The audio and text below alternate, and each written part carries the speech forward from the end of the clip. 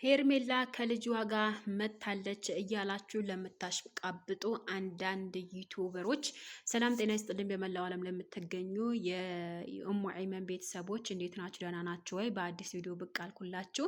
ላይክ፣ ሼር፣ ሰብስክራይብ አድርጉ፣ ሼር አድርጉልኝ የኔ ውዶች።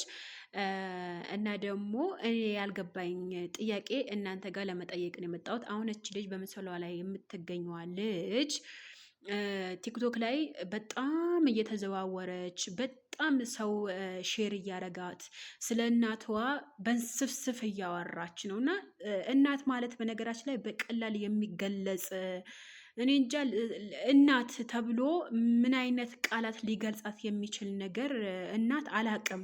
እና ደግሞ ሄርሜላ ሪፖስት ስላደረገችው ብቻ የሄርሜላ ልጅ ናት። አንቺ ስለ ልጅ ምን ታውቂያለሽ?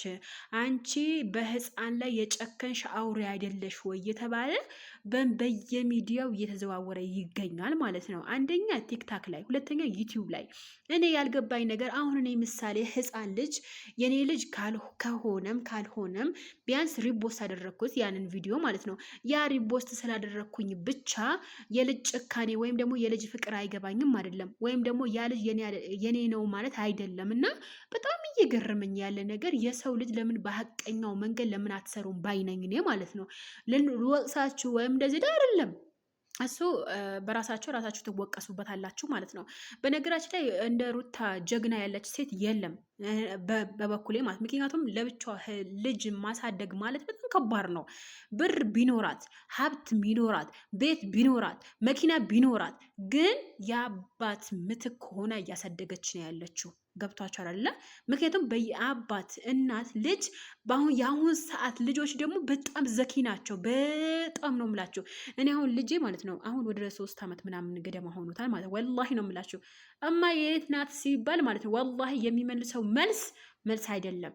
እና የስ ልጅ በጣም ትኩረት እየሳበ ነው እየሄደ ያለው ማለት ነው። እና በአሁኑ ሰዓት በቃ አብርሃምና ሩት አብረው ሆነው ልጃቸው ቢያሳድጉ ለእኔ በጣም ደስተኛ ነው መሆነው።